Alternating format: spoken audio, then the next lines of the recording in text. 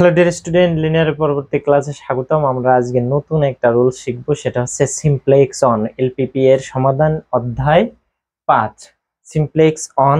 এই নিয়মটা শেখার জন্য আমরা একটা প্রবলেম নিয়েছি। দেখেন উদাহরণ 5 আমি আগে আরো দুটি ক্লাস করিয়েছি, সেই দুটি ক্লাস তো করবেন, সঙ্গে আজকেরটিও করবেন। ওকে, আচ্ছা দেখেন তাহলে আপনারা ক্লাস নাম্বার 1 করবেন, তারপরে আজকের ক্লাস করবেন, তারপরে আরো একটা পদ্ধতি দেখিয়েছি সহজে টেবিল তৈরি, সেটা হ্যাঁ। তাহলে আগে 1 নাম্বার, তারপরে আজকের ক্লাস, তারপরে 3 নাম্বার করবেন। ওকে, আচ্ছা এখন দেখেন বলা হয়েছে যে নিম্নের এলপিপি সমাধান করো। এখানে আছে লঘিষ্ঠকরণ করো, এইটা শর্ত সমূহ, এইটা শুধু আছে সমাধান করো। এখানে দেখতেই পাচ্ছি চলক আছে কয়টি, 1 2 3। আমি বলেছি যে চলক যদি দুটি থাকে তাহলে লৈখিক পদ্ধতিতে সমাধান করা যাবে, ওটা সহজ হবে লৈখিক পদ্ধতিতে। ওকে, যেহেতু চলক 2 এর অধিক আছে তাহলে এটা লৈখিক পদ্ধতিতে সমাধান করা যাবে না। এটা আমরা কি দিয়ে করব, সিমপ্লেক্স। এখন সিমপ্লেক্সের ভিতর কয়েক টাইপ আছে। সিমপ্লেক্স 1 আছে, simplex 2 that means big M আছে, ঠিক আছে। তারপরে আছে 2 ফেজ। এখন আমরা কোনটা অ্যাপ্লাই করব সেটা এইটার স্ট্যান্ডার্ড ফর্মে রূপান্তর করার পরে আমরা শিখব যে কোন ফর্মুলা দিয়ে করব। তবে এখানে সিমপ্লেক্স 1 যেহেতু লিখেছি, 1 দিয়ে করব, কোনটা করব সেটা দেখাবো। ওকে, তাহলে একটা জিনিস ক্লিয়ার হয়ে গেলাম, এটা লেখ দিয়ে করা যাচ্ছে না, লেখের মাধ্যমে করা যাচ্ছে না, এটা সিমপ্লেক্সে করতে হবে। এখন কোন সিমপ্লেক্স করব সেটা অঙ্কে আমরা দেখবো। ওকে, যেহেতু সিমপ্লেক্স 1 বলেছি, এটা সিমপ্লেক্স 1 এ করতেছি। আচ্ছা এখন এরপরে দেখব যে এই সমাধান করতে গেলে আমাদের এইখানে যাই থাকুক না কেন, এটা লঘিষ্ঠ বা গরিষ্ঠ যেটাই থাকুক, আমরা সমাধান করব কোনটাতে, সমাধান করব সব সময় গরিষ্ঠ নিয়ে, গরিষ্ঠ আকারে, ঠিক আছে। এই উদ্দেশ্য ফাংশন আমরা কোনটাতে সমাধান করব, গরিষ্ঠ আকারে। যদি লঘিষ্ঠ থাকে তাকেও গরিষ্ঠ করব, আর গরিষ্ঠ থাকলে তো কিছুই করা লাগছে না, ওই পদ্ধতিতে করলেই হচ্ছে। ওকে, তাহলে প্রথম খেয়াল রাখবেন যেটা কিসে আছে, লঘিষ্ঠ আছে, তাহলে একে গরিষ্ঠ করব। গরিষ্ঠ করার পদ্ধতিটা কি, যে এইটাকে একটা মাইনাস দিয়ে গুণ করলে এটা কি হয়ে যাবে, গরিষ্ঠ হয়ে যাবে। ওকে, আচ্ছা তাহলে প্রথম পদ্ধতি হচ্ছে কি, মানে প্রথম স্টেপটা কি, যে লঘিষ্ঠ থাকলে সব গরিষ্ঠকরণে আমরা সমাধান করব। এই অধ্যায় থেকে সব ম্যাক্সিমাইজে সমাধান করব। ওকে, যাই থাকুক। আচ্ছা এখন প্রথম কাজ এইটা গেল 1 নাম্বার, যে আমরা করব কোন পদ্ধতিতে, গরিষ্ঠ আকারে তৈরি। আচ্ছা এবার 2 নাম্বার হচ্ছে ধ্রুবক সব সময় পজিটিভ হবে। ধ্রুবক সবসময় কত তৈরি করতে হবে, পজিটিভ। এই যে এখানে কত আছে, 2 আর 5 আছে, এটা মাইনাস থাকলেও কিন্তু পজিটিভ তৈরি করে নিতে হবে, এখানে কখনোই নেগেটিভ রাখা যাবে না। ধ্রুবক সবসময় সিমপ্লেক্স অনে পজিটিভ তৈরি করতে হবে। ওকে, আচ্ছা তারপরের পদ্ধতি 3 নাম্বার হচ্ছে standard form, STANDARD, standard form এ রূপান্তর, স্ট্যান্ডার্ড ফর্মে রূপান্তর, অতঃপর স্ট্যান্ডার্ড ফর্মে রূপান্তর, অতঃপর সিমপ্লেক্স টেবিল তৈরি করব। জাস্ট এই 3টা স্টেপ মনে রাখলেই আপনারা পারবেন। তাহলে প্রথম কাজ কি, জেএলপিপি সমাধান বললে এটা 2 চলক হলে লেখের মাধ্যমে করা যাবে, যদি 2 চলক না হয় সিমপ্লেক্স দিয়ে করব। সিমপ্লেক্সের প্রথম স্টেপটা কি, যে লঘিষ্ঠ থাকুক আর গরিষ্ঠ থাকুক উদ্দেশ্য ফাংশন সব তৈরি করব কোন আকারে, গরিষ্ঠ আকার আমরা তৈরি করে নেব। ওকে, তারপরে পদ্ধতি কি, ধ্রুবক সবসময় পজিটিভ হতে হবে। এই যে ধ্রুবক গুলোকে সবসময় কি তৈরি করতে হবে, পজিটিভ, এখানে কোনো নেগেটিভ থাকতে পারবে না, ধ্রুবক সবসময় পজিটিভ নিতে হবে। আচ্ছা এরপরে হচ্ছে স্ট্যান্ডার্ড ফর্ম। ওকে, স্ট্যান্ডার্ড ফর্মে রূপান্তর করে সিমপ্লেক্স টেবিল করতে হবে। এরপরে স্ট্যান্ডার্ড ফর্ম তৈরি করতে হবে। এই 3টা পদ্ধতি, এই সিমপ্লেক্স টেবিলটা আজকে আমরা শিখব। ওকে, তাহলে সলিউশনে আসেন, যে এখানে আছে লঘিষ্ঠকরণ, একে গরিষ্ঠকরণ তৈরি করব।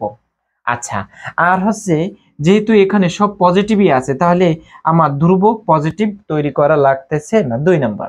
আচ্ছা তারপরে আছে স্ট্যান্ডার্ড ফর্ম তৈরি করব। তাহলে আমরা এখানে যেহেতু একটু 2টা স্টেপ আসবে, তাহলে আমরা একবারে সেরে দিব। সেটা হচ্ছে যে এই লঘিষ্ঠকরণ উদ্দেশ্য ফাংশনকে গরিষ্ঠকরণে রূপান্তর করি, এবং এই 1 নাম্বার আর 2 নাম্বার শর্তে, তাই না, 1 নাম্বার শর্তে এরকম 2 থেকে এইটা বড় আছে, মনে করেন এইটা হচ্ছে এ, এই 2 থেকে এ বড়, এই যে এইটুকু হচ্ছে বড়, ধরে নিচ্ছি এইটুকু এ।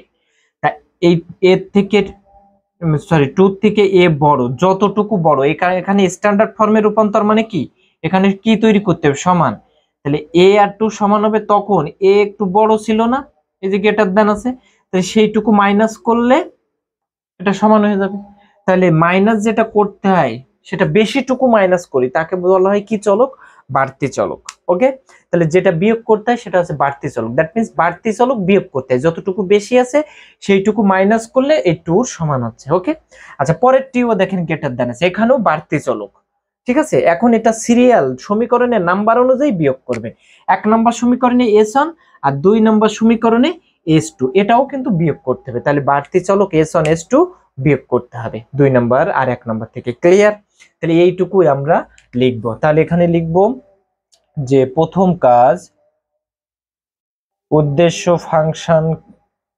উদ্দেশ্য ফাংশনকে গরিষ্ঠকরণ করি এবং প্রথম শর্তে প্রথম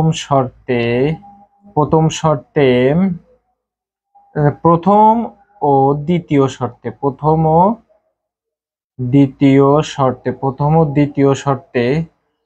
দ্বিতীয় শর্তে বাড়তি চলক যথাক্রমে এবং প্রথম ও দ্বিতীয় শর্তে বাড়তি চলক যথাক্রমে, এই চলক যাই নি না কেন সে সবসময় কি হবে, 0 থেকে বড় বা 0 সমান, যথাক্রমে এত এত বিয়োগ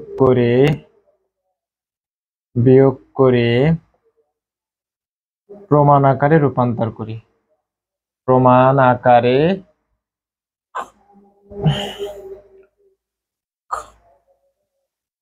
আকারে রূপান্তর করে পাই।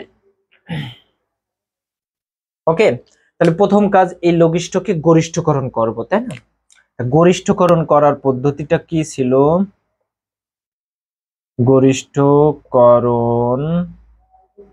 গরিষ্ঠকরণ এটার পদ্ধতি হচ্ছে কি, যে জেড অ্যাস্টারিক সমান হবে মাইনাস মিনিমাইজ জেড। মানে এইটা লঘিষ্ঠ মানে কি, মিনিমাইজ ছিল না, এই মিনিমাইজ জেডটাকে আমরা মাইনাস দিয়ে গুণ করলে কি হয়ে যাবে, এটা ম্যাক্সিমাইজ হয়ে যাবে। তাহলে এখানে কত হবে, মাইনাস দিয়ে গুণ করলে -4x1 -8x2 -3x3। তাহলে 1 নম্বর কাজ শেষ। ঠিক আছে, লঘিষ্ঠ আকারে তৈরি করেছি, গরিষ্ঠ আকারে তৈরি করেছি।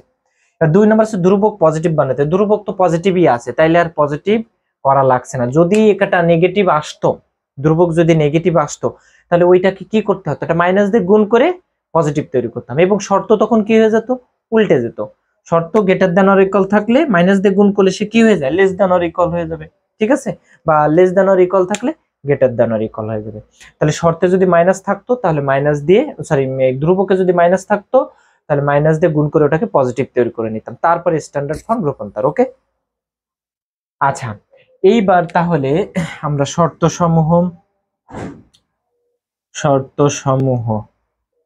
সমূহ কত হবে, দেখেন x1 প্লাস x2। আমরা বলেছি যে ধ্রুবক পজিটিভ আছে, এবার আছে স্ট্যান্ডার্ড ফর্ম, তাহলে 1 নম্বরে বেশি আছে না এটা, তাহলে বিয়োগ করব s1। আচ্ছা আর একটা জিনিস দেখবেন, এইখানে যতগুলো চলক থাকবে সকল চলককে স্ট্যান্ডার্ড ফর্মে লিখবে। যত চলক থাকবে স্ট্যান্ডার্ড ফর্মে সব চলককে লিখবে। এখানে x1 আছে, x2 আছে, x3 কি আছে, নেই, তাহলে এটা 0 x3 লিখবেন আপনারা। ওকে, কোন চলককে বাদ দেবেন, স্ট্যান্ডার্ড ফর্মে সকল চলক লিখবেন। আচ্ছা প্রথম শর্তে হচ্ছে কি নিতে হবে, s1 বাড়তি চলক আমরা জানি বিয়োগ করতে হবে, s1 বিয়োগ করব, তাই না? s1 নিব, s2 ও তো আমাদের নিতে হবে, তাই না? s2 ও নেওয়া লাগবে, তাহলে s2 কি করব আমরা, 0s2 নিব। ওকে, আর কোনো চলক নেওয়া লাগছে না। এটা সমান কত ছিল, 2। আচ্ছা তারপরে দেখেন পরেরটা 2x1 প্লাস 0x2, পরেরটিতে কিন্তু x2 নাই, 0x2 দিয়েছি। তারপরে আছে x3 plus 0 s1 minus s2 equal to কত হবে 5। ওকে ডিয়ার স্টুডেন্ট, এইবার হচ্ছে দেখেন স্ট্যান্ডার্ড ফর্মের কাজ শেষ। এখানে এই x1 x2 x3 s1 s3 এইগুলো সব 0 থেকে বড় বা 0-র সমান হবে। ওকে ডিয়ার স্টুডেন্ট, এবার দেখেন আমার স্ট্যান্ডার্ড ফর্ম রূপান্তর শেষ। এখন এটা সিমপ্লেক্স অন করব না simplex 2, that means big M করব না টু ফেস করব, এটা নির্ভর করবে এই স্ট্যান্ডার্ড ফর্মের উপর। ওকে আচ্ছা, এখানে দেখেন আমরা বাড়তি চলক নিয়েছি কোনটা, এখানে s1 আর s2, এই দুইটা চলক এক্সট্রা নিয়েছি না।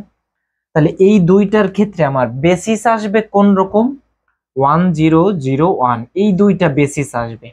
ঠিক আছে, বেসিস আসবে এই বাড়তি চলক যতগুলি নেব ঠিক ততগুলি যদি থাকে তাহলে সিমপ্লেক্স অন করা যাবে, সিমপ্লেক্স অন দিয়ে সমাধান করা যাবে।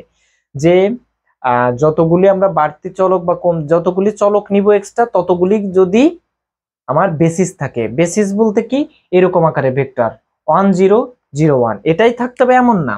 মনে করেন এরকম যদি থাকতো 0 0 1, তাহলে এর বেসিস আসবে মানে এর তিনটা আকার আসবে 0 0 1 0 1 0 0 সরি 1 0 0 এরকম। তাহলে মনে করেন তিনটি চলক নিচ্ছি s1 s2 s3, ঠিক আছে, তখন তিনটির ক্ষেত্রে বেসিস আসবে কেমন 0 0 1 বা 0 1 0 বা 1 0 0, এটা আগে পরে যে কোনো ভাবেই আসতে পারে, বুঝতে পারছেন।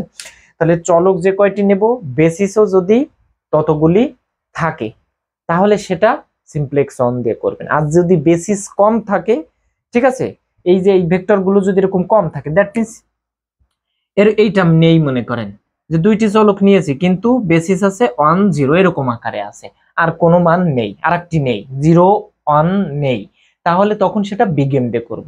ঠিক আছে আচ্ছা, তাহলে যতগুলি আমরা বাড়তি বা কমতি চলক নেব বেসিসও যদি স্ট্যান্ডার্ড ফর্মে ততগুলি থাকে, ঠিক আছে, বেসিস মিন্স এই যে এরকম আকারের ভেক্টর, ততগুলি যদি স্ট্যান্ডার্ড ফর্মে থাকে তাহলে সেটা সিমপ্লেক্স অন দিয়ে করবেন। দেখেন এবার s1 s2 নিয়েছি, তাহলে এখানে আছে তো -1 0 আর 0 -1, এইটা কিন্তু বেসিস নয়, এটা কিন্তু এই ক্ষেত্রে বেসিস নয়। ওকে হতে হবে কত, এখানে -1 এর জায়গায় 1 হতে হতো, কিন্তু দেখেন তো অঙ্কে বেসিস আছে কিনা, এই যে x2 এর ক্ষেত্রে আছে 1 আর x2 এর ক্ষেত্রে এখানে আছে 0, এখানে আছে 0 এখানে আছে 1, তাহলে এই বেসিস যে এসেই হতে হবে নট নেসেসারি, যে কোনো জায়গায় ওই আকারের বেসিস থাকলেই সেটা আপনারা সিমপ্লেক্স অন দিয়ে করতে পারবেন। কথা কি বুঝছেন যে কখন বি গেম দিবেন কখন সিমপ্লেক্স অন দিবেন। ওকে সিমপ্লেক্স অন দিতে হবে কখন, যখন যতগুলি বাড়তি বা কমতি চলক নেব ততগুলি বেসিস যদি এই প্রমাণ আকারে থাকে তাহলে সেটা সিমপ্লেক্স অন দিয়ে করা যাবে। আর বেসিস যদি কম থাকে বি গেম দিয়ে করব, যতগুলি বেসিস কম থাকবে বি গেম মানে ক্যাপিটাল এম ততগুলি নেব। ক্লিয়ার? আচ্ছা আমরা সেটা বি গেমে দেখব। এখন আমরা সিমপ্লেক্স টেবিল করব, ঠিক আছে। আচ্ছা ডিয়ার স্টুডেন্ট, সিমপ্লেক্স অন লিখতে গেলে এখন লিখব যে এখন সিমপ্লেক্স অন টেবিল তৈরি করি এবং আদি বুনিয়াদি অনুকূল সমাধান, আদি বুনিয়াদি অনুকূল সমাধান কত হবে এটা আমরা টেবিল থেকে লিখব। ওকে আচ্ছা এবার হচ্ছে আমি একটু ছক এঁকে নিই তারপরে আপনারা দেখবেন। ডিয়ার স্টুডেন্ট দেখেন আমি টেবিলটা এঁকেছি, টেবিলটা কিভাবে আঁকবেন যে এখানে নিচের দিকে কয়টি ছক হবে এটা কিন্তু জানি না, কিন্তু আমি সমাধানটি দেখেছি, দেখা আছে যে সমাধানে 3টি টেবিল আছে, তাই আমি একবারে 3টি লিখেছি, যেহেতু বোর্ড একটু ছোট একবারে এঁকে নিয়েছি। ওকে আর কিভাবে আঁকবেন যে একটা জিনিস মাথায় রাখতে হবে যে প্রথম দিকে 2টা ছক হবে শেষের দিকে 2টা ছক হবে। ওকে এই 2টা ঘর হবে আর মাঝখানে লিখতে হবে এখানে যতগুলি চলক থাকবে ততগুলি চলক আপনি যতটুকু জায়গায় লিখতে পারবেন ততটুকু স্পেস রাখবেন। ওকে তাহলে লাস্টের 2টিতে কি কি লিখবেন, একটা আছে ধ্রুবক, এই যে ধ্রুবক থাকবে এই ধ্রুবক গুলো লিখতে হবে, আর একটা লিখতে হবে লঘিষ্ঠ অনুপাত। ওকে, এবং এই লঘিষ্ঠ অনুপাতটা কি হতে হবে, ধনাত্মক হতে হবে, পজিটিভ, মিনিমাম পজিটিভ রেশিও। ওকে, আচ্ছা, আর এইখানে একটিতে হবে বেসিস। বেসিস মানে ভিত্তি চলক। আমরা যেখানে এই জায়গা থেকে যে ভিত্তি দেখেছি 100 বা 010001, যেটা আপনারা পান সেইগুলো এখানে লিখতে হবে। হ্যাঁ, আর এইখানে হবে এই বেসিস গুলোর কি হবে, সহগ, CB, that means coefficient of basis, মানে বেসিসের সহগ। এখানে হচ্ছে বেসিসের যে ভিত্তি চলকের সহগ যা থাকবে এখানে তাই লিখতে হবে। আর সিজে দিয়ে লেখা হয়েছে কি, যে এইখানে হচ্ছে চলকগুলো লিখবো, আর সিজে হচ্ছে কোএফিসিয়েন্ট অফ এই 1 2 3, আবার সরি এখানে 2 হবে, 1 2, ঠিক আছে, মানে এখানে যতগুলি চলক থাকবে তার সহগগুলি হবে উপরে। ক্লিয়ার? আচ্ছা, তাহলে আমরা প্রথম লিখি, এখানে 1 2 3 4 5টা চলক আছে, তাহলে আমরা x1 x2 x3 s1 s2 লিখলাম। ওকে, আচ্ছা, এবার আমরা এর সহগগুলিকে এই টেবিলে লিখবো। x1 এর সহগ কত আছে, 1 2, তাহলে হবে 1 2, ঠিক আছে। x2 সহগ আছে 1 0, তাহলে এটা হবে 1 0। x3 সহগ আছে 0 1, তাহলে এখানে 0 1। s1 আছে -1 0 -1 0, s2 আছে 0 1 0 1। ওকে, আর ধ্রুবক আছে কত, 2 আর হচ্ছে 5। ওকে, আচ্ছা, ছকে আরেকটা জিনিস, এই বরাবর টেবিলটা আপনারা ছকটা অবশ্যই পেন্সিল দিয়ে আঁকবেন, তাহলে এইটা একটু মুছে দেবেন। এই ঘরে পুরো মানটা লেখা, এখানে থাকলেও অসুবিধা নেই, তারপরে মুছে দিতে হয়, এখানেও তাই। আচ্ছা, এবার দেখেন, তাহলে এই জায়গায় বেসিস লিখতে হবে, ভিত্তি চলক হবে। প্রথম সারিতে যাবেন, যেখানে 1 বাদবে আর বাকি সকল উপাদান উপর বা নিচেই শূন্য থাকবে, সেটা হবে বেসিস, ভিত্তি চলক, মোস্ট ইম্পর্টেন্ট। প্রথম সারিতে 1 বাদছে, এটা কি 0 না, তাহলে এটা ভিত্তি নয়, ভিত্তি চলক নয়। এবার এখান থেকে যাই, এখানে বাদছে 1, বাকিটা 0, তাহলে এখানে এটা হচ্ছে ভিত্তি। তাহলে 1 নম্বরে হচ্ছে x2 কি চলক, ভিত্তি, x2 হচ্ছে 1 নম্বরে বেসিস, ঠিক আছে। আর কোথাও কিন্তু দেখেন 1 0 নেই, একটিই থাকবে। ওকে, আচ্ছা, পরের সারিতে যাই, যেখানে 1 বাদবে বাকি সকল উপাদান 0, তাহলে x3, তাহলে এখানে হচ্ছে x3 ভিত্তি চলক। ওকে, আর কোথাও কিন্তু 1 থাকতে হবে, পজিটিভ 1, এবং ওখানে 1 থাকবে, ওই সারিতে 1 থাকবে, আর বাকি সকল উপাদান উপর নিচে শূন্য থাকবে, তাহলে সেটি ভিত্তি চলক। ক্লিয়ার? আর এই ভিত্তি চলকের সহগকেই এখানে লিখবো, এই ভিত্তি চলকের সহগগুলোকে উপরে লেখা হয়। এইটাকে কোনটা থেকে লিখবো আমরা, এই যেটা লিখেছি যে আমরা গরিষ্ঠকরণ, এখানে এখানে একটু লিখতে হয় 0s1 0s2, ঠিক আছে। আচ্ছা, তাহলে এই x1 এর সহগ এখান থেকে লিখবো এটা -4, x2 এর সহগ এই উদ্দেশ্য ফাংশন থেকে লিখবো কত, -8, x3 এর সহগ এখান থেকে লিখবো -3, s1 এর সহগ 0, s2 এর সহগ 0। ওকে, তাহলে আমরা এইগুলো লিখলাম। এবার হচ্ছে আমাদের এইখানে লিখতে হবে এই x2 আর x3 এর সহগ, কোএফিসিয়েন্ট মানে সহগ লিখবো। x2 এর সহগ কত ছিল, -8, আর x3 এর সহগ কত হবে, -3 হবে। ওকে, প্রথম কাজ হচ্ছে টেবিলের এইটা। এবার আমাদের হিসাব করতে হবে, যাচাই করতে হবে। ওকে, আর একটা জিনিস দেখেন, এখানে যে আদি বুনিয়াদি অনুকূল সমাধান ধরেছিলাম, সেটা হবে এই বেসিক চলকের মান এখানে যা যা ছিল সেটি, এই বেসিস যে ভিত্তি চলক ছিল এইটার মান যা যা, সেইটাকেই হচ্ছে আমরা আদি বুনিয়াদি অনুকূল সমাধান ধরি।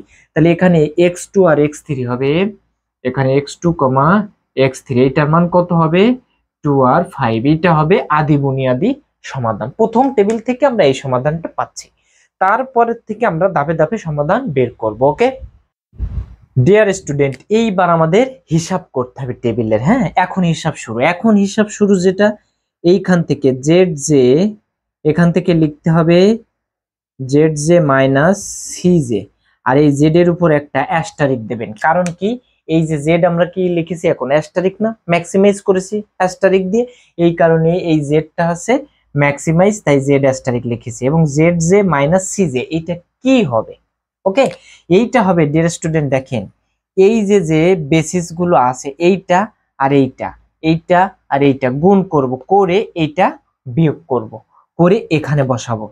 ঠিক আছে, এটা Z J minus C J C1 দিলে এইটা হবে, আর Z1 দিলে হচ্ছে এইটা আর এইটা হবে। ঠিক আছে, এইটার সাথে এইটার গুণ করব, এইটার সাথে এইটার গুণ করব, করে যোগ করব, করে যা হবে সেটা থেকে এটা বিয়োগ করব। ওকে, তাহলে এইটার সাথে এইটার গুণ করলে কত হবে, -8 আর 3 দিয়ে 6, তাহলে -6। তাহলে -8 আর -6 হচ্ছে কত, -14, 14, তার থেকে 4 গেলে -10 হচ্ছে আমার, তাই না? ডিয়ার স্টুডেন্ট, আমি আর একটু ক্লিয়ার করে দেখাই, এই ছকের ভিতরে একটু লিখতেছি। ঠিক আছে, এইটা আর এইটা, এইটা আর এইটা গুণ হবে হয়ে এইটা বিয়োগ হবে হয়ে এখানে বসাবো। ঠিক আছে, তাহলে দেখেন -8 ইন্টু 1 প্লাস, এবার এইটা আর এইটা গুণ হবে। ঠিক আছে, এটা গুণ হবে, তাহলে কত হবে, -3 ইন্টু 2, এইটা এইটা এইটা এইটা গুণ হবে। ঠিক আছে, হয়ে যোগ হবে হয়ে মাইনাস করব এর উপরেরটা, এইটা হচ্ছে এই সি অন হচ্ছে এটা। ঠিক আছে, করলে কত হয় দেখেন, এটা -8, এটা -6 আর এটা +4, কত হচ্ছে, -10 হচ্ছে। তাহলে এখানে হবে -10। আশা করি বুঝতে পারছেন। তাহলে এই কলাম আর এই কলাম গুণ করে এইটা বিয়োগ করলে এইটা পাবো, এই প্রথমটা পাবো। ওকে, আচ্ছা, এবার দেখেন পরেরটি, দ্বিতীয়টি।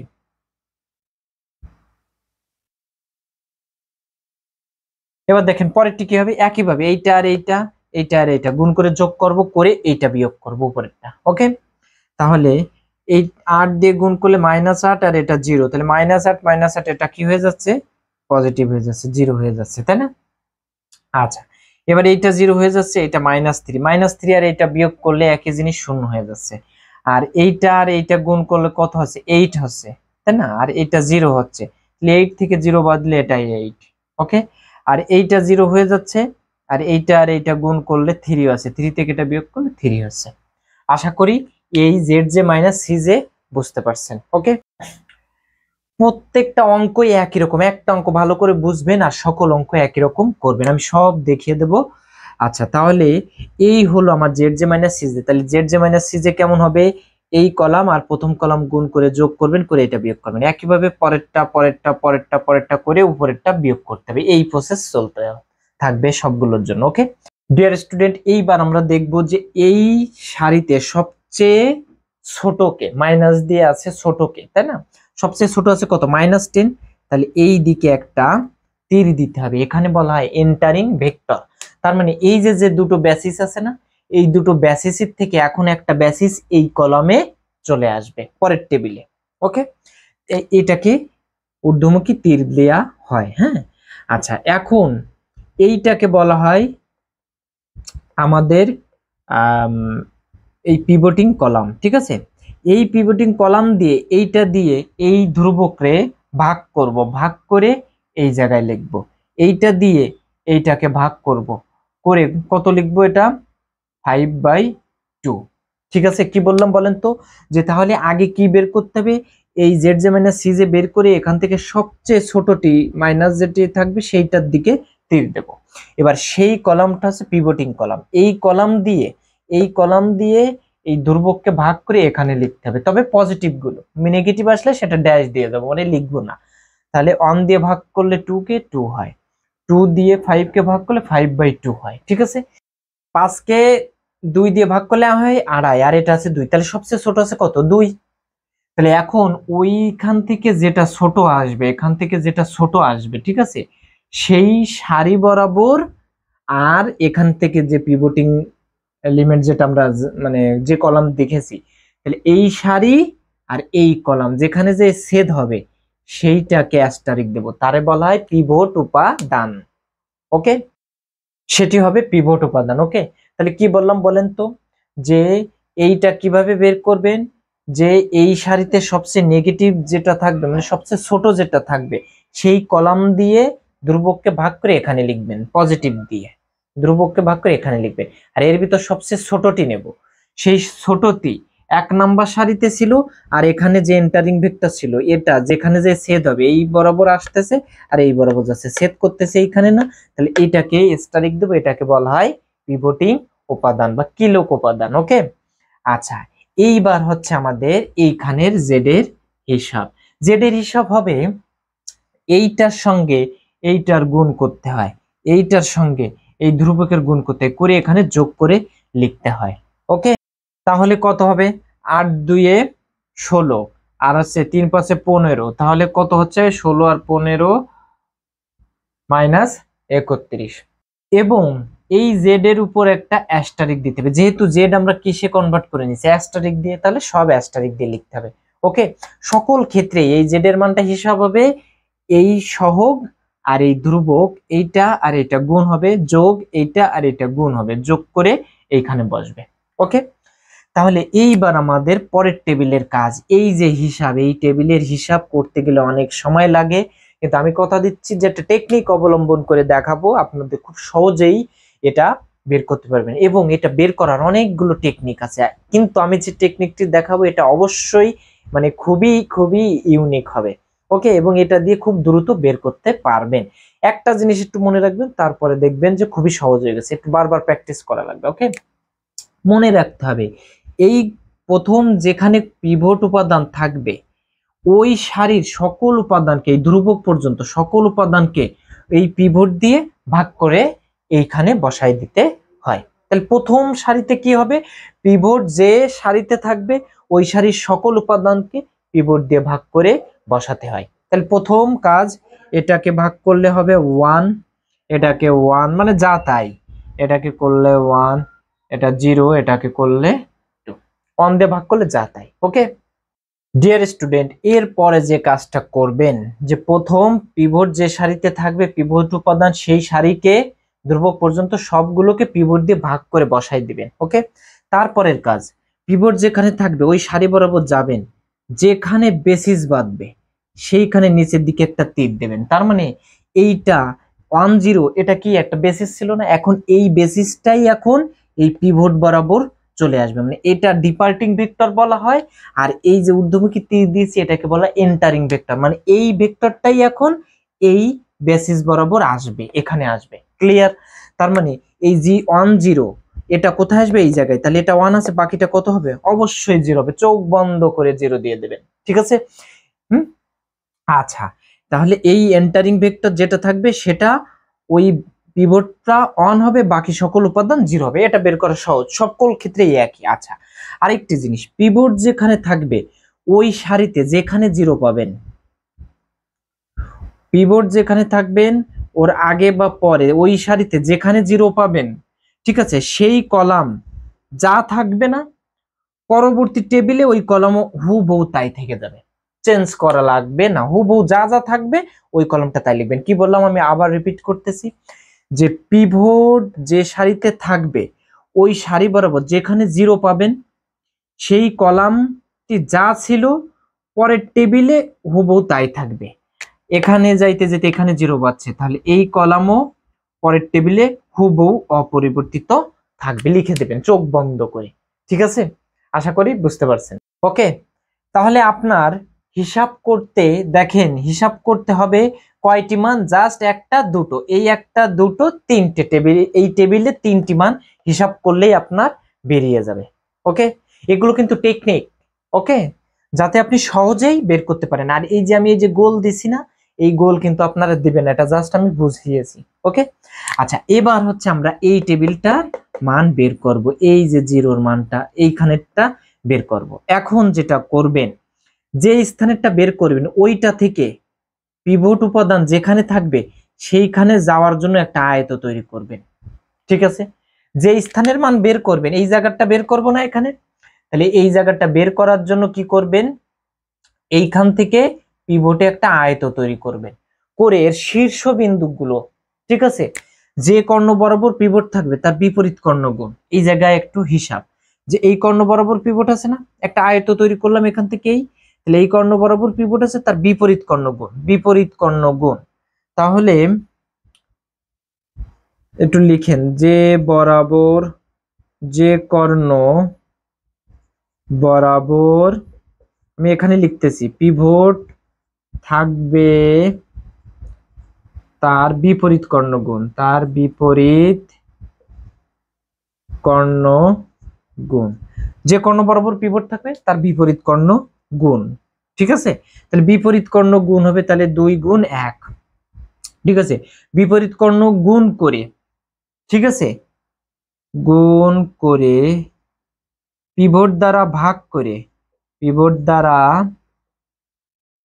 ভাগ করে যে স্থানেরটি বের করব, যে স্থানেরটি বের করব তার থেকে বিয়োগ। ঠিক আছে, একটু বড় হলো তাই না, কিন্তু একটা বুঝলে সবগুলো পারবেন। যে স্থানেরটি বের করব মানে 0 থেকে বের করব, এর থেকে বিয়োগ করব কোনটা, যে বরাবর পিভট থাকবে, যে কর্ণ বরাবর পিভট থাকবে তার বিপরীত কর্ণ গুণ, তার বিপরীত কর্ণ গুণ করে পিভট দিয়ে ভাগ করব। জাস্ট পিভট এক ছিল, 1 দিয়ে ভাগ করব, তাহলে কত হবে এটা, এটা তাহলে -2 হবে, তাহলে এটা হবে -2। আশা করি বুঝতে পারছেন। ওকে, এই হিসাবগুলো খুবই সোজা। জাস্ট তাহলে কি বললাম দেখেন, যে যে স্থানেরটি বের করব সেইখান থেকে একটা আয়ত তৈরি করব যে জায়গায় পিভট থাকবে সেটিতে। ঠিক আছে, এবার যে কর্ণ বরাবর পিভট থাকবে তার বিপরীত কর্ণ গুণ করে পিভট দিয়ে ভাগ করব, করে যেটি বের করব সেটি থেকে বিয়োগ করব। তাহলে প্রথম কাজ কি করবেন, যে স্থানেরটা বের করব সেইটা বিয়োগ, বিপরীত কর্ণ গুণ, যে বরাবর পিভট থাকবে তার বিপরীত কর্ণ গুণ হবে, করে পিভট দিয়ে ভাগ হবে, ব্যাস এটাই। ঠিক আছে, তাহলে এটা পেলাম। আচ্ছা, এইবার আমরা এইটা বের করব। এখানেও দেখেন 80 80 80, তাহলে এইখানেরটি 0 থেকে বের করতে গেলে তাহলে এখানেও 0 মাইনাস হবে, তাই না। তাহলে এখান থেকে আয়ত তৈরি করব, এইখান থেকে এই পিভটে আয়ত তৈরি করলাম, তাহলে এই শীর্ষবিন্দু নিতে হবে কিন্তু। ওকে, তাহলে এই বরাবর পিভট আছে, বিপরীত কর্ণ 2 আর -1, 2 আর -1 ভাগ হবে পিভট দিয়ে, তাহলে এটা +2 হবে। খুবই সোজা। ওকে, তাহলে এই স্থানেরটা বের হয়ে গেল। এবার 5এরটি বের করব, তাহলে এখান থেকে এই পিভটে আয়ত তৈরি করব, তাহলে যে বরাবর পিভট থাকবে তার বিপরীত কর্ণ গুণ, তাহলে 2 2 এ 4, 4 কে 1 দিয়ে ভাগ করলে যা তাই, 5 থেকে যে স্থানেরটি বের করব তার থেকে বিয়োগ, তাই না। তাহলে এরকম হবে 5 মাইনাস বিপরীত কর্ণ গুণ, 2 2 এ 4, 2 গুণ 2 ভাগ আছে পিভট, 2 দিয়ে 4, 4 থেকে 5 থেকে 4 বিয়োগ করলে কত হবে 1, তাহলে এটি হবে কত, এখন 1 হবে, ব্যাস শেষ। ওকে, তাহলে দেখেন যে কর্ণ বরাবর পিভট থাকবে তার বিপরীত কর্ণ গুণ করে পিভট দ্বারা ভাগ করে যে স্থানেরটি বের করব তার থেকে বিয়োগ করতে হবে। ক্লিয়ার? আশা করি এটি বুঝতে পারছেন। এটা একবার প্র্যাকটিস করবেন ভালো করে, একবার প্র্যাকটিস করলে যখন একটা নিয়ম আপনার সম্পূর্ণটা মাথায় থেকে যাবে তখন আপনি পারবেন করতে। ওকে, আচ্ছা, এবার হচ্ছে আমাদের যে কাজ, যে এইখানে আবার সেই আগের মতো প্রথম টেবিল যেভাবে যাচাই করেছিলাম সেই কাজ। প্রথমে তাহলে বেসিস খুঁজতে হবে, এখানে এই বেসিস লিখতে হবে, এই যে বেসিস ভিত্তি, ভিত্তি চলক হবে 1 0, 1 ছাড়া বাকি সকল উপাদান 0, এটা হচ্ছে x1। তাহলে এইখানে কিন্তু আর কোথাও দেখেন 1 0 নেই, আছে। এবার পরের সারিতে কোথায় বেসিস আছে, এইটা, এটা হচ্ছে কত x3, এবার হচ্ছে x3, x1 এর সহগ কত আছে -4, x3 এর সহগ কত আছে -3। ওকে, এইবার বের করতে হবে আমাদের এখান থেকে zj মাইনাস cj। ওকে, zj মাইনাস cj, একই কাজ, এটা এটা গুণ করব, এটা এটা গুণ করব, করে এটা বিয়োগ করব। ওকে, তাহলে -4 এটা 0, তাহলে -4 বিয়োগ করলে এটা 0। ঠিক আছে, আচ্ছা, এবার এটা -4 হচ্ছে আর এটা হচ্ছে 6, তাই তো, 3 দিয়ে 6, 6 থেকে 4 গেলে হচ্ছে 2 থাকছে, 2 থেকে এটা বিয়োগ করলে 10 হচ্ছে, তাই না। ওকে, 2 থেকে এই যে 2 মাইনাস -8 কত হবে 10। ক্লিয়ার? আচ্ছা, দেখেন আরেকবার, -4 আর মাইনাসে মাইনাসে প্লাস হয়ে যাচ্ছে, তাহলে 3 দিয়ে 6, তাহলে 6 থেকে -4 গেলে থাকে 2, আর 2 থেকে এটা বিয়োগ করতে হবে, মানে এইটা এটা গুণ করে এটা বিয়োগ। ঠিক আছে, তাহলে বিয়োগ করলে 10 হচ্ছে, 10 লিখেছি আমরা। আচ্ছা, পরেরটা এটা 0 হয়ে যাচ্ছে, এটা -3 বিয়োগ করলে 0, এটা হচ্ছে কত, এটা এটা গুণ করলে 4। আচ্ছা, 3 দিয়ে 6, তাহলে কত হচ্ছে এটা -2, -2 থেকে এটা বিয়োগ করব, তাহলে এখানে -2 হচ্ছে। ওকে, 0 বিয়োগ করতেছি, এবার এটা এটা গুণ করব 0, এটা এটা গুণ করলে 3, 3 থেকে এটা বিয়োগ করলে 3 হচ্ছে। ক্লিয়ার? আচ্ছা, এবার এখানে জেড এর অ্যাস্টারিক আপনারা চাইলে দিতে পারেন। জেড এর অ্যাস্টারিক কি হবে, এইটা আর এটা গুণ হবে, 4 2 8 আর 3 1 3, তাহলে 8 আর 3 11 -11, তাই না? ডিয়ার স্টুডেন্ট, এইবার এখানে কি বলেছিলাম যে এই সারিতে দেখতে হবে সবচেয়ে নেগেটিভ মানে ছোট কে আছে, তাহলে এটা আছে মাইনাস, সবচেয়ে ছোট, তাহলে -2। তাহলে এইটা হচ্ছে আমার কি কলাম? পিভটিং কলাম। এই কলাম দিয়ে এবার ধ্রুবককে ভাগ করতে হবে। মাইনাস দিয়ে ভাগ করার দরকার নেই, মাইনাস আসতে পারবে না, আমরা সবসময় লঘিষ্ঠ অনুপাত নেব পজিটিভ মান। 2 দিয়ে ভাগ করলে এটা হবে কত? হাফ। তাহলে এইখান থেকে দেখতেই পাচ্ছি এইটা ছোট আর এইটা হচ্ছে সেই পিভটিং কলাম। পিভটিং কলাম আর সবচেয়ে ছোট মান যে সারিতে আছে এটা এসে মিশতেছে কোনটায়? 2 তে। তাহলে এখন 2 হচ্ছে আমার কি ভেক্টর, মানে পিভট উপাদান। এই পিভট উপাদান মানে কিলোক উপাদান হচ্ছে এইটা। ক্লিয়ার? মানে এইখানে এখন এই 1, এইটা 1 হবে আর বাকিগুলো 0 হবে, এটাই হবে আমার সেই বেসিস। ওকে, আচ্ছা এখন এই পিভট যে সারিতে থাকবে, যেখানে বেসিস আছে, এই পিভট উপাদান ওই সারিতে যেখানে বেসিস আছে 1, বাকি সকল উপাদান 0 আছে, ওইটাকে বলা হয় কি ভেক্টর? Departing vector. মানে এই বেসিসটা এখন এইখানে ঢুকে যাবে। ক্লিয়ার?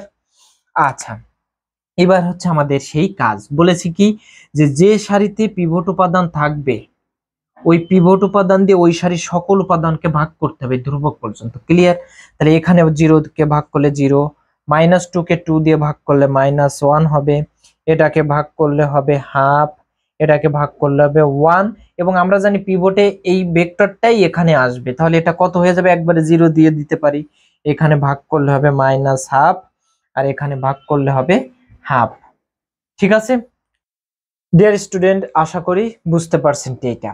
এবার কাজ কি বলেছিলাম, যে পিভট উপাদান যেখানে থাকবে ওই সারিতে ডাইনে বামে, যে ওই সারিতে যেখানে 0 থাকবে ওই কলাম পরের টেবিলে হুবহু অপরিবর্তিত থাকবে। তাহলে 1 1 0 এটা অপরিবর্তিত থাকবে। ঠিক আছে, তার মানে বেসিস যেটা, সহজ কথায় যেটা বেসিস ডিপার্টিং ভেক্টর হবে, এই ডিপার্টিং ভেক্টর বাদে আর যেটা যেটা বেসিস থাকবে ওই বেসিস অপরিবর্তিত থাকবে পরের টেবিলে। সহজ হিসাব। ওকে, আচ্ছা আর নেই।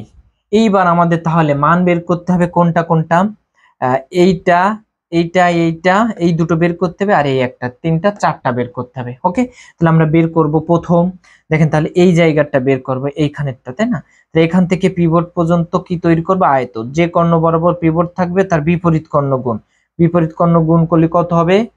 তাহলে এইখানেরটা বের করব না, তাহলে 1 থেকে বিয়োগ করব, বিপরীত কর্ণ গুণ করে পিভট দিয়ে ভাগ করব। তাহলে 2 কে -1 আর 2 -2 গুণ করলে 2 হয়, 2 কে 2 দিয়ে ভাগ করলে হয় 1, তাহলে এটা কত হবে?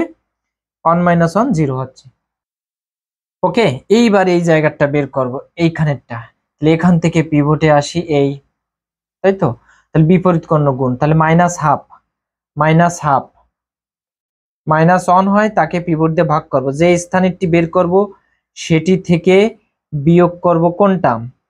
যে কর্ণ বরাবর পিভট থাকবে তার বিপরীত কর্ণ গুণ, তাহলে ও -1 1 গুণ করলে হবে 1, তাকে পিভট দিয়ে ভাগ করলে এটা হবে, তাই তো? আচ্ছা, তাহলে এখান থেকে এটা কি করতে হবে? বিয়োগ করতে হবে, তাহলে এটা কি আসবে? মাইনাস হবে। ঠিক আছে, -1 হচ্ছে, তাহলে মাইনাসে মাইনাসে কি হবে? এটা প্লাস হবে। বুঝতে পারছেন? না বুঝলে আমি আরেকবার দেখাচ্ছি, দেখেন এই যে স্থানেরটা বের করব সেটা থেকে বিয়োগ।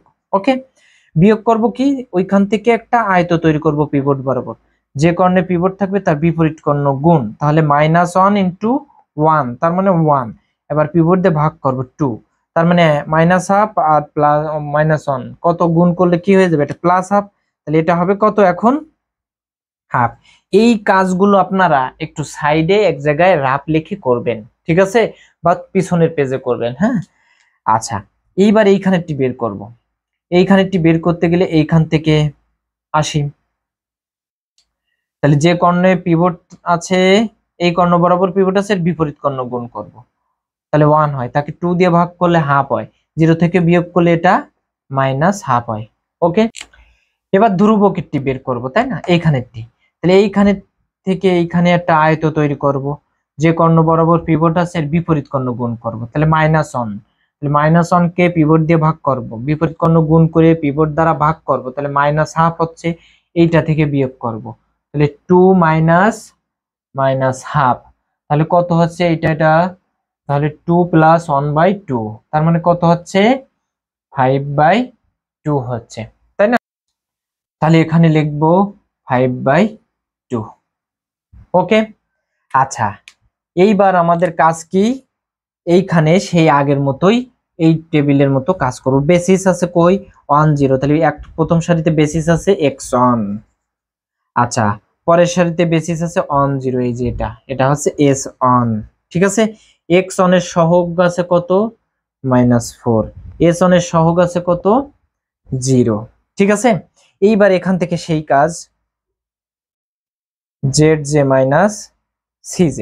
ওকে, তাহলে এটা গুণ করো, -4 হচ্ছে, -4 থেকে -4 বাদ দিলে 0, আর 0 দিয়ে গুণ করলে তো 0 0 হচ্ছে, এটাও 0 হচ্ছে, এটা বিয়োগ করলে হবে 8। ঠিক আছে, এটা হচ্ছে -2 হচ্ছে। ঠিক আছে, এইটা আর এইটা গুণ করলে হচ্ছে -2, -2 থেকে এটা বাদ দিলে মানে এটা তো 0 হয়ে যাচ্ছে 0 দিয়ে গুণ করলে, তাহলে এখানে হচ্ছে শুধু -4 আর হাফ গুণ করলে -2 হয়, -2 থেকে এই -3 বিয়োগ করলে +1 হয়, মানে 3 প্লাস হয়ে যাচ্ছে, 3 থেকে 2 বিয়োগ করলে 1 হয়। পরেরটি 0, পরেরটি 0, এটা 0 হচ্ছে। এখানে এটা গুণ করলে কত হচ্ছে, মাইনাস মাইনাসে এখানে 2 হচ্ছে, আর এটা তো 0, তাহলে এখানে হচ্ছে 2। ওকে, এইবার ডিয়ার স্টুডেন্ট এখানে z' কত হবে দেখেন, এইটা আর এইটা গুণ করে যোগ করব, তাই না? এখান থেকে এটা কাটাকাটি করলে এখান থেকে হচ্ছে 2 -2, তাহলে -10 হচ্ছে। ঠিক আছে, -10 হচ্ছে। Clear dear student? এখন যে কাজটা করতে হবে আমাদের,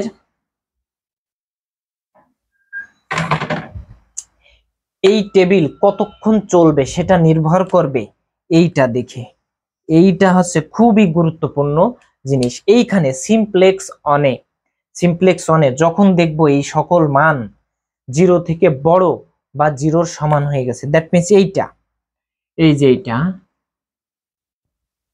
zj cj greater than or equal 0, এই যে এইটা।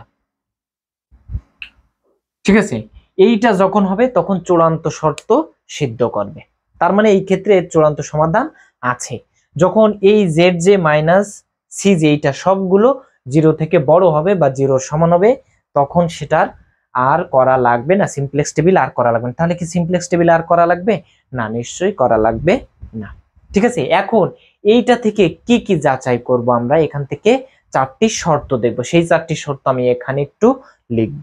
ঠিক আছে ডিয়ার স্টুডেন্ট, এইবার আমি এখানে 4টি নোট দেখিয়েছি। ঠিক আছে, এই যে চূড়ান্ত টেবিল, যখন এই zj cj এটা গ্রেটার দ্যান অর ইকুয়াল 0 হবে, যখন এইগুলো সব পজিটিভ হবে অথবা 0-র সমান হবে, তখন সমাধান কি হবে? 1 নম্বর শর্ত হচ্ছে তখন সমাধান চূড়ান্ত হবে। ঠিক আছে, তাহলে যদি এই শর্ত সিদ্ধ করে তাহলে তার চূড়ান্ত সমাধান আছে, সমাধানটি চূড়ান্ত হবে। ক্লিয়ার? আচ্ছা, এইবার কথা হচ্ছে যে যদি এই zj cj এটা ইকুয়াল টু 0 হয়, এটা এবং কি বলা হয়েছে যে অমৌলিক কলামের জন্য।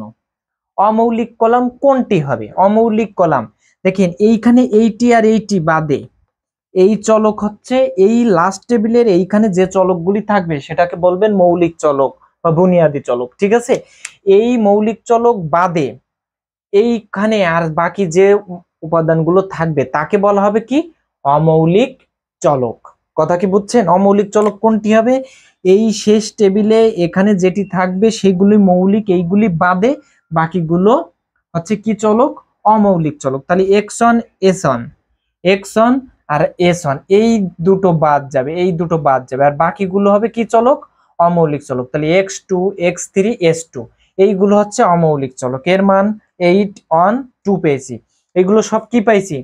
0 থেকে বড় পাইছি না? 0-র সমান কি হয়েছে না? যদি 0-র সমান হয় তবে তার একাধিক সমাধান থাকবে।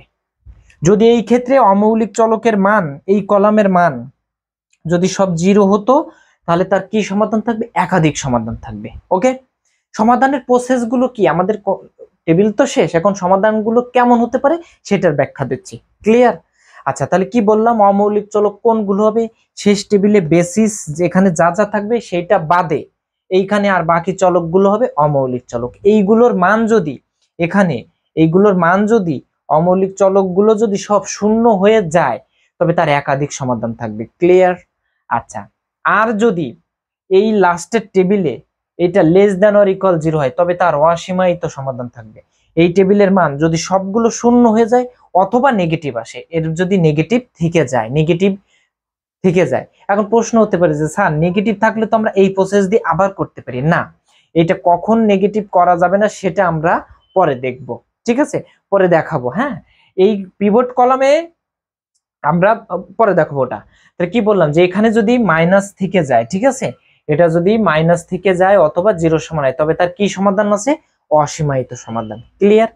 আচ্ছা, এবার দেখেন মৌলিক চলকের জন্য যদি এটা শূন্য না হয়, ঠিক আছে, মৌলিক চলক কোনগুলো? x1 s1, এই ক্ষেত্রে এটার মান কত পেয়েছি? এই যে মৌলিক চলক x1 এর মান 5/2, s1 এর মান এখানে হাফ ধরেছি, ঠিক আছে। এই মৌলিক চলকের ক্ষেত্রে যদি শূন্য না হয়, এই যে শূন্য যদি না হয়, এখানে যদি শূন্য হয় তবে তার অপোজাত সমাধান বিদ্যমান। আমরা আবার বলে দিচ্ছি, আমি রিপিট করতেছি, শেষ টেবিলে এই চলকগুলি যা থাকবে তার ভিতর যদি কোনোটির মান শূন্য হয়ে যায় তাহলে তার অপোজাত সমাধান বিদ্যমান, ঠিক আছে।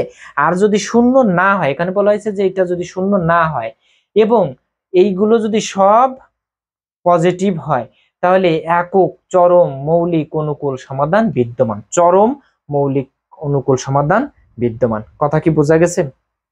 ওকে, আচ্ছা, তাহলে এই ক্ষেত্রে এর কি সমাধান বিদ্যমান আছে সেটা একটু যাচাই করি। আমরা দেখতে পাচ্ছি Z J minus C J সকল মানগুলো 0 থেকে বড় বা 0 সমান হয়েছে, তাই না? তাহলে এটা চূড়ান্ত শর্তকে সিদ্ধ করেছে, তাহলে এর সমাধান আছে, চূড়ান্ত সমাধান আছে। এখন দেখতেছি অমৌলিক কলামের এটা শূন্য হয়েছে কিনা। অমৌলিক চলক কোনগুলি? অমৌলিক চলক হচ্ছে এটা বাদ দিয়ে যেগুলি থাকবে, তাহলে x1 আর s1 বাদ দেব, x1 আর s1 বাদ দেব, তাহলে এইটা আর এইটা বাদে বাকি যে কলামগুলি থাকবে সেই চলকগুলির কলামের মান যদি শূন্য হয় তবে একাধিক সমাধান থাকবে, ঠিক আছে। এবং এইগুলি হচ্ছে অমৌলিক চলক। অমৌলিক চলক x2 x3 s2, এই ক্ষেত্রে ক্লিয়ার? এইগুলোর মান কি শূন্য হয়েছে? কোনটি শূন্য হয়েছে? না, শূন্য হয়নি, তাহলে এর একাধিক সমাধান নেই, একাধিক সমাধান নেই, ঠিক আছে, একাধিক সমাধান নেই। তাহলে এটা শেষ, এটা শেষ। এরপরটি দেখেন, এর মান কি নেগেটিভ হয়েছে কোনটি, বা সবগুলো কি 0 সমান হয়েছে? না, তাহলে এটার অসীমায়িত সমাধানও নেই। আচ্ছা, এবার দেখেন মৌলিক চলকের জন্য যদি শূন্য না হয়, এখানে তো মৌলিক চলক এইটা এইটা এইটা, এই মৌলিক চলকের এই কলামের মান শূন্য হয়নি এবং এই Z J greater than or equal 0 এই শর্ত সিদ্ধ করেছে, তাহলে এর কি সমাধান বিদ্যমান? এর চরম মৌলিক অনুকূল সমাধান বিদ্যমান, ঠিক আছে।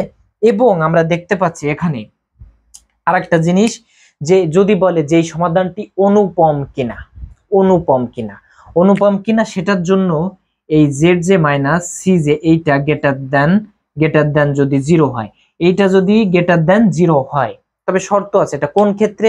অমৌলিক চলকের ক্ষেত্রে। মানে এই যে এইটা x2 এর মান 0 হয়েছে না, x3 অমৌলিক চলক এর মান কি 0 হয়েছে না, s2 এর মান কি 0 হয়েছে না, তাহলে অমৌলিক চলকের ক্ষেত্রে যদি এইটা গ্রেটার দ্যান 0 হয় তবে সমাধানটি অনুপম। সকল ধরনের সমাধান দেখেছি, এই সমাধানটা অনুপম কিনা? হ্যাঁ, অনুপম, কারণ এখানে সকল অমৌলিক চলকের জন্য এই Z J asterisk minus C J greater than 0 হয়েছে, তাহলে এর কি সমাধান বিদ্যমান? অনুপম সমাধান বিদ্যমান। এই ধরনের এই জিনিসটা আশা করি বুঝতে পারছেন। ওকে, তাহলে আমরা এইটার ক্ষেত্রে সমাধানটা কি লিখবো লাস্ট ফিনিশিং এ সেটাতে একটু আসি। তাহলে আমরা লিখব এখানে এর টেবিলের পরে লাস্টে লিখবেন আপনারা যে যেহেতু সকল Z J asterisk minus C J greater than or equal 0 অর্থাৎ চূড়ান্ত সমাধানের শর্ত সিদ্ধ করেছে, ঠিক আছে। অতএব সেই চূড়ান্ত সমাধান কত হবে আমরা বের করব এখন। হ্যাঁ, অতএব চূড়ান্ত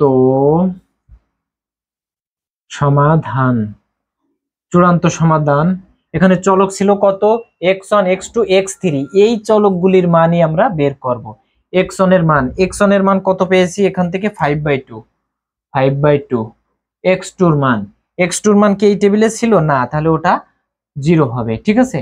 আর x3 এটার মানও কত হবে? 0 হবে, তাই না?